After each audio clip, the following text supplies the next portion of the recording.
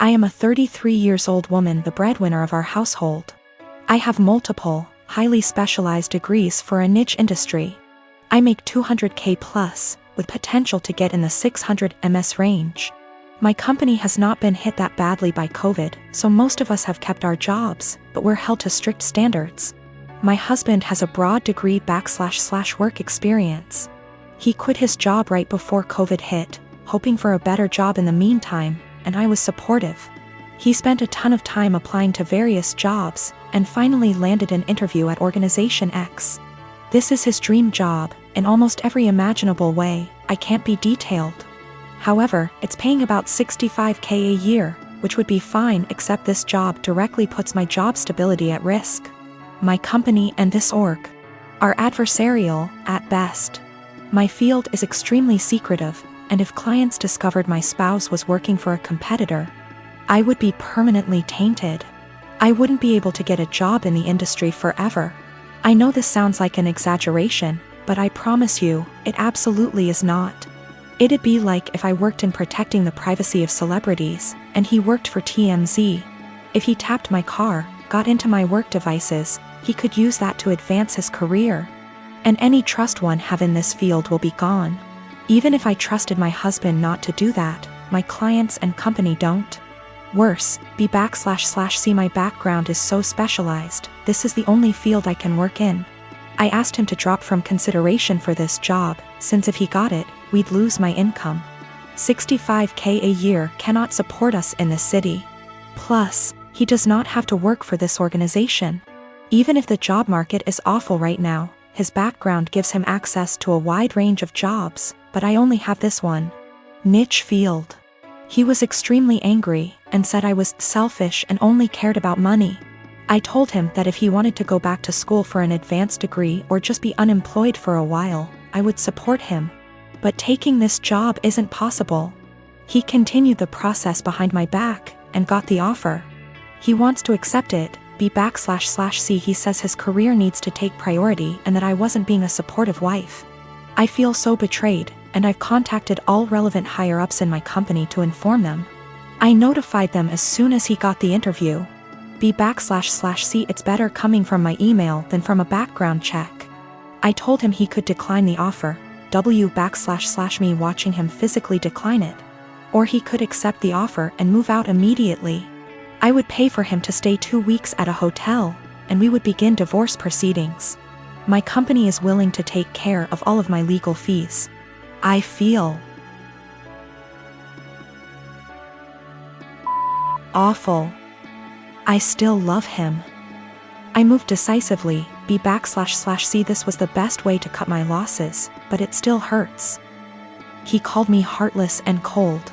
It's true that I was prioritizing my career over his, but it felt like the only option at the time.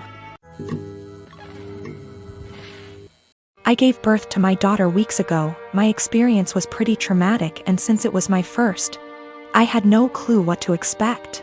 When I went into labor, I had the most difficult time of my life. I was in pain for hours.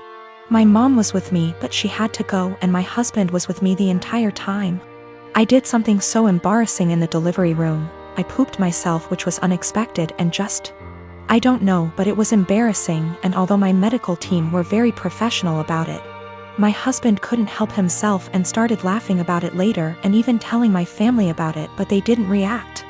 Just didn't find it funny, and neither did I. In fact, I found it embarrassing, and I already told him to stop bringing it up, especially when he started joking about getting me diapers for my opsies. It got really tiring and chipped away from my self-esteem and confidence. We were with his parents celebrating New Year's Eve together when I excused myself to the bathroom. While I was getting up, he made a quick remark and said, "Oh, yeah, you should go quickly because we don't want any accidents just like the one we had at the hospital, you know what I mean?" While blinking at me. His family actually laughed, and brother-in-law commented, "Good one." I was astonished and so angry and ashamed. I literally just lost it on him and yelled at the top of my lungs, calling him a cruel, insensitive jerk, to be using the difficult experience of birthing his child as a joking matter and humiliating me in front of everybody. He was shocked, staring back at me and not saying a word. All went silent, and I just stormed off to the bathroom till we left. And that was when he snapped, saying I messed up by talking to him like that in front of his family during dinner. I said I couldn't hold my tongue for that long, and after he kept joking about an embarrassing thing when I told him to stop. He said he was just joking, and I went overboard with my reaction, and also, I should have sucked it up and waited till we got home so we could address this privately, and I could even yell at him as long as I wanted. We argued about it after we got home, and he kept saying I humiliated him in front of his family during the celebratory evening by being petty and trying to one-up him.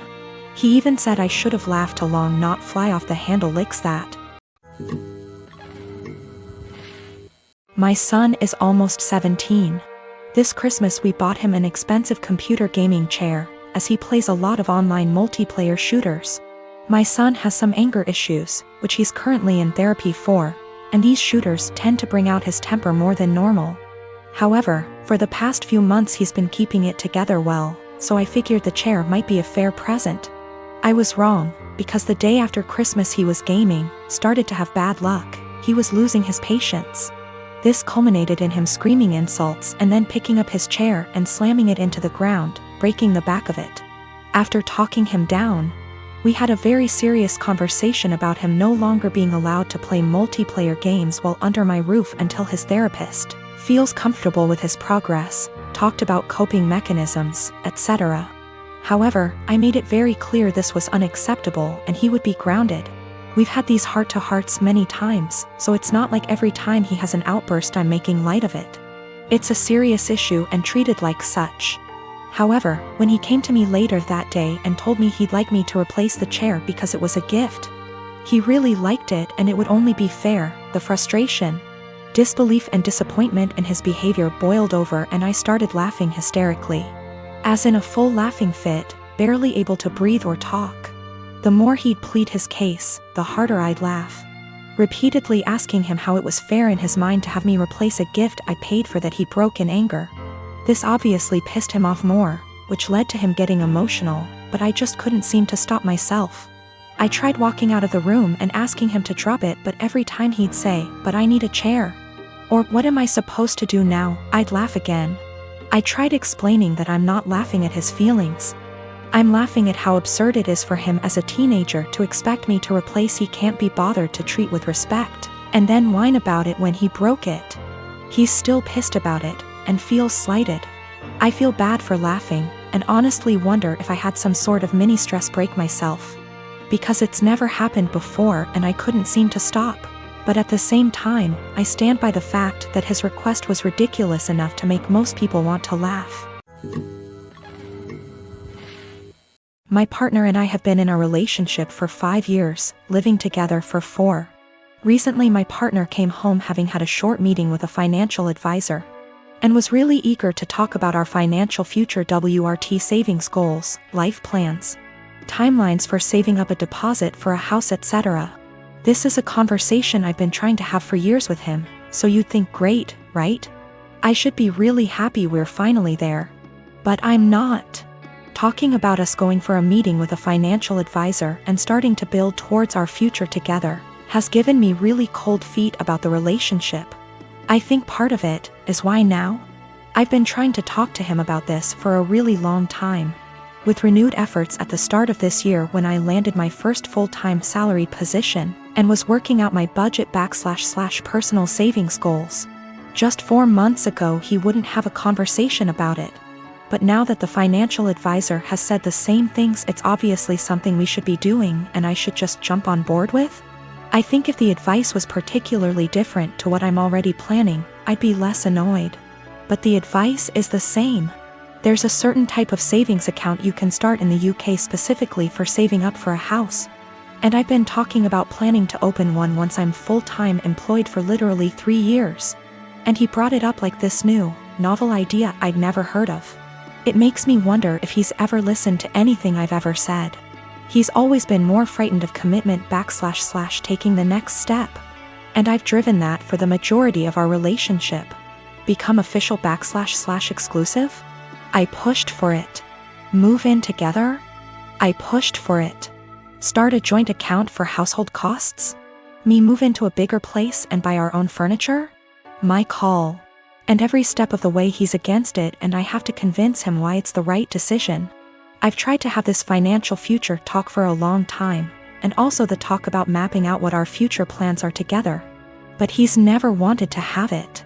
I guess I feel a lot of resentment that he's finally ready to talk about this because someone else has told him it's a good idea.